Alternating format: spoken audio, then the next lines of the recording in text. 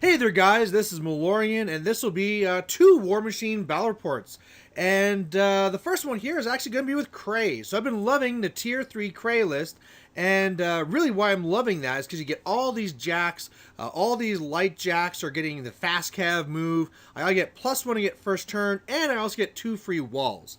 Now, unfortunately, of course, this happened just after we were talking about the fact that I typically don't bring all my models to a gaming night. I only bring the ones in my list, and it turns out I forgot my Rangers. So I'm borrowing a few models from another Signar player, but really what I have in my list here, it's Kraye with a Stormclad, a Sentinel, 2 Minutemen, and 4 Hunters. There's one out of the screen on the left side you can't really see.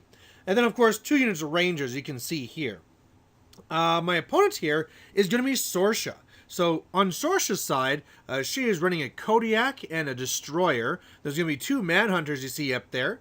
A unit of Demo Corps on the left and a Dragoon with the dismount. There's also going to be the War Dog. There's going to be the Man-O-Wars in the back. And in the front is going to be the Pikeman with UA. And I believe that's everything. But either way, the scenario here, there is kill box for this one. It's first to 5. You get 1 for controlling the zone, 2 for dominating. You get 1 for destroying the objective. And honestly, I can't remember what the objectives do. But either way, what I'm really going to be looking to do here is go for the assassination. Now, I don't have a lot of great ways to kill Sorscha, but if I get her knocked down, then I can do it a lot more easily. Some other backup things I have going for me is I could go for scenario. I really like the placement of that wall on the left that's in the zone, because what that allows me to do is run up my Rangers to the wall, be just a little bit back, and then those Manhunters can't charge them, because I won't give them room to get over. The one on the far right they'll be able to get to, but that's about it. And so if I do that, block everything out, maybe I could go for a scenario, but it'd be really, really difficult. Overall, I think assassination will be the best, but we'll see what presents itself. So I get first turn, I allocate 1 to the Sentinel, and then really keep the rest. I mean, really, with all these lights having a fast cav move, you don't really need to allocate anything to them. So what I do is I put full tilt onto the Stormclad. It's going to be moving up. It's 10 inches. The Sentinel will move up. I charged up with Kraye to get where I am there. The left Rangers, you can see, are in position like I said. The Hunters are moving up to either really start working on his flanking guys on the left, or really probably more so going after his jacks. I am trying to stay a little bit back so that his Destroyer can't really do too well against me, but we'll see what happens. So on his turn, he's going to be allocating a couple to the Destroyer. The Kodiak gets to run it for free. You can see his left flank coming up. Both of his pikemen and his Men-O-Wars are both going for shield wall. So that's not really needed. I mean, they can really get a lot more distance. But then again, he does have to worry about some shots right away. So, I mean, I'd say the Men-O-Wars probably should have ran. But either way, it's not that big of a difference either way. He does get 1 shot off onto my Hunter, my Minuteman that's not painted. Does a little bit of damage to it. No systems down, but that's really it. So looking at this turn here, you can see that the 1 Men-O-War charged in, killed the 1 Ranger. The other one's off to the side. I plan to kill both those Manhunters with my Minutemen and clear them up, then use my Rangers to run up and tie things up. I'm going to use my Hunters to shoot down that Kodiak, and then really just get things into position. So on my turn, I have to use 1 to upkeep full tilt. I allocate 1 to each of the 4 Hunters. I then allocate 1 to the unpainted Minuteman. And so what really happens is the painted Minuteman moves up, does a flak field to kill the Manhunter, then fast calves up to get in the way. The one that's unpainted rather moves over, is able to hit the Manhunter, so I boost damage and kill it, so no more Manhunters. And then it fast calves to kind of get in the way of the Dragoon. Next up is I run up with the right unit of Rangers. They really just gum up all those pikemen and also engage the Destroyer. Then the Hunters go up and they start shooting up that Kodiak. And remember, they get to move, shoot, and then fast cav. So they're on spots they actually took their shots from. But I actually got double ones with one of them missing it. Other ones did a little bit less than average damage. And I actually took out no systems. So that was pretty bad. Otherwise, I am worried about him having a feat, so Kraye staying nice and back. I got the Sentinel there to shield guard. The full tilted Stormclad is up there to threaten everything. The other unit of Rangers also running up to bog things down. And yeah, just waiting to see what opportunities he gives me. So on his turn, this is going to be his feat. And what I decided to do with Sorscha is move her off into the woods. So she had to move over there, wind rush to get a little bit farther, and then pop her feet. That freezes pretty much all of my jacks, except for one of the hunters and the sentinel. So that's going to cause me some issues. Also froze some of the rangers that are over there. That really allowed then the Dragoon and the Demo Corps to come over, destroy the Minuteman on the left. He also kills another ranger up there. The pikemen do their attacks. They kill a good number. I think half of the rangers on the right. They pass their command test. But this is how it is at the end of his turn. Now, looking at this, I did get a control point, so that's pretty good. I could now walk up, destroy his objective, dominate and get to 4, but I'm not really sure I could actually get to the 5th one after that. So what I'm going to do instead is go for the assassination. Now what I'm seeing here is kind of focus intensive. I'm going to have to use one to upkeep full tilt, another one to shake the stationary, Hunter number 2 and also the Stormclad. I'm going to need to allocate one at least to the Hunter so it can do a slam, and then I'll have 2 more I can give to the Stormclad to buy attacks. So what's going to happen is that Hunter number 2 is going to slam that stationary Ranger up and into Sorscha to knock her down, and then the Stormclad with full tilt will just walk over its 10 inches and bam bam kill her. So, and of course I could take some other shots too before he goes there. And so that's what I do. I do the slam. He actually counterattacks with the Dragoon and the dog, hoping to maybe destroy me before that happens. The dog was actually hoping just to be more in the way. Didn't actually make the charge, but he didn't actually take out any systems. Sorscha gets knocked down. I do a couple of shots into her to soften her up, and then that Stormclad automatically hitting a dice +1 finishes the job. So get a win there for good old Kraye. Still, you know, this tier here, I've only ran it twice, but I'm liking it. It has some potential. I don't think it's really... It's not really having a lot of game against some of the other power casters, but it's definitely a solid list. Alright, game number 2, and I was really looking forward to this because I got Sturgis. I got Sturgis for Christmas, painted him up the same day, and I've been really looking forward to using him. Unfortunately, though, whenever I made a list for him, it always seemed to be a lot like my Kane 1 list, where the feat is supposed to take off the infantry, and then the rest of the list is made to deal with the heavies. So what I decided to do then is to change it up at least a little bit, so that I have a lot of janky stuff in here, and we'll just see what works, you know, we'll see what happens. Unfortunately, I'm up against Lylyth2. Now, normally, because there's a lot of Lylyth2 in my meta, I always have a drop for her. But I did not expect her on this night, so I didn't bring anything. I definitely couldn't drop Kraye, so I dropped Sturgis instead. Now, what he has on his list is he has Lylyth2 running 2 Ravagors, a Naga and a Bolt Thrower, also a Succubus. He is running a unit of Hex Hunters with Bale, or Belial, or whatever, so that's what gives them the advanced deploy. There's also the Striders with UA, and what you're seeing from this is that every single thing will have stealth, except for the Succubus. I don't think the Succubus gets it, but either way, pretty much everything has stealth, so that's an issue.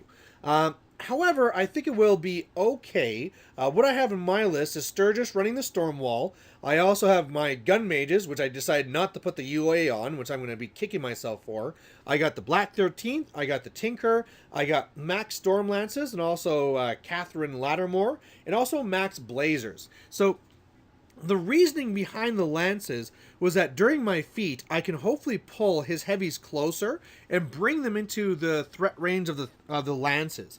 That should, I mean, they have a pretty long threat range as it is. This will just make it 3 inches longer, and so that could actually really save me here. In fact, I might just be able to drag him up and then just run them up to engage him, but we'll have to kind of see. This will be really dodgy. Luckily, I got this side of the table, so I'll have a wall, so that's going to be my little home for Sturgis. But otherwise, that's what I really plan, is pop my feet, try and kill the Hex Hunters probably, There'll be a little dance between the Blazers and the Striders, and then hopefully deal with his heavies before I get killed. Oh, sorry, scenario. Scenario is kill box, first to 5. You get 1 for dominating the close flag, 1 for controlling the far flag, and then 2 for dominating it. But I don't think this one's going to come down to scenario.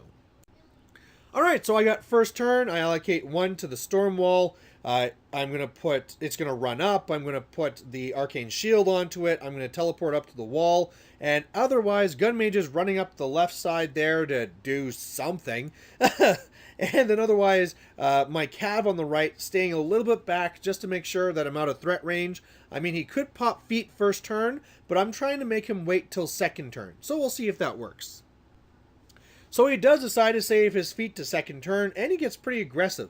The Hex Hunter is running on the left, the Strider is running up on the right, even his Beasts getting really far up there, especially the one Ravagore on the right.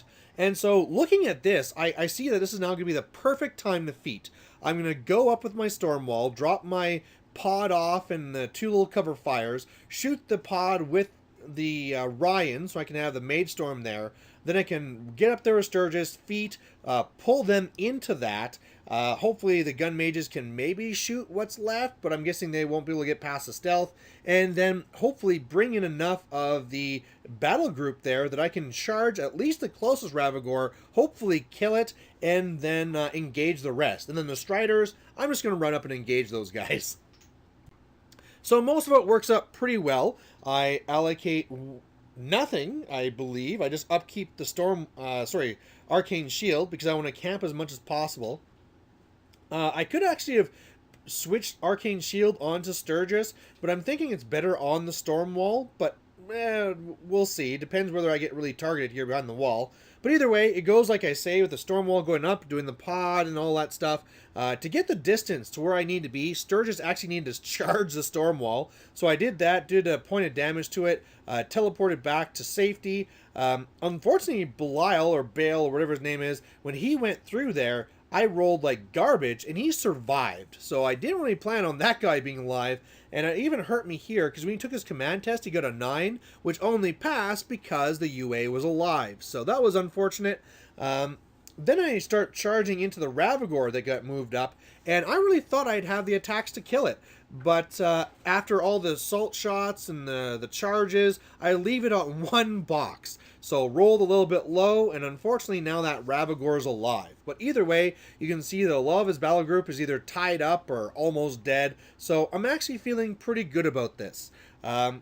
Blazers tied up the Striders. They're going to pretty much be not a part of the game, which is what I needed. And now I'll just wait and see what he does. The gun mages really just ran up to kind of get in the way and try and act as more tempting targets. But yeah, I got Sturgis camping behind the wall, and we'll see if he lives. So it was close. What happened here is that he had to activate Lylyth, who came over here, shot down Ryan and a couple of the gun mages. She also healed up the Ravagore, so it did have its aspects back. The Ravagore, rather, killed 2 of the Storm Lances in order to clear everybody up. The Naga killed another one, so I'm just down to 2 Storm Lances now. And then his big plan was this. The Bolt Thrower moves over and hits Sturgis. Now, he needs a 15 to hit. He has 2 tries because his feet is up. But if he hits me, I'll be moved off of the wall and will no longer get the wall bonus. Then, with that, the Ravagore can shoot me and hopefully finish me off. Well, unfortunately for him, I mean, the Bolt Thrower did not get the 15 he needed to hit me. The Ravagore went next. It shot, missed. It needs 13s to hit because it's aiming from where it is. And missed the first one, but scattered and got me with a little bit of blast damage. And then shot again, hit me, and left me on 6 boxes. Now, one of the things that really I'm thankful for is that he did not use his Animus. That was a little bit of a mistake, so I'm not on fire. But things are a little bit mixed up here. Belial, or whatever his name is, went off the Storm Wall, so he's shadowbound. So he cannot move. So that's a little bit of an issue. I got Lylyth right there with no transfers. You know, of course, Shadow Pack is up and all the rest of it. But the big thing I would love to do is trying to kill her. Now, after looking at this for a little bit, I thought, well, I could do some attrition instead. But I figure I just really want to end the game here because of how dead Sturgis is. Sorry, by the way, he also, his Striders, took some free strikes, lost a couple of guys, but shot down 2 of my Blazers. Anyway, getting back to this, I was trying to find some way I could slam. Slams won me the last game, so maybe I could do it here. And what I thought about is I can actually do a power strike with the Storm Wall. So if I run over one of my Storm Lances, make sure it's as far up as I can power strike it, hit it through the bolt thrower, through Lylyth, knocking her down, doing some damage, and then just shooting down the rest. And I think that'll work well. So we'll see. I mean, the worst thing that can happen is if I miss the attack or if it doesn't go far enough. I'll get +2 to the roll, but again, a 1 or something could screw me over. So that's what I really do. I allocate 1 to the Storm Wall to let it do its power attack. I did another one so it could boost it.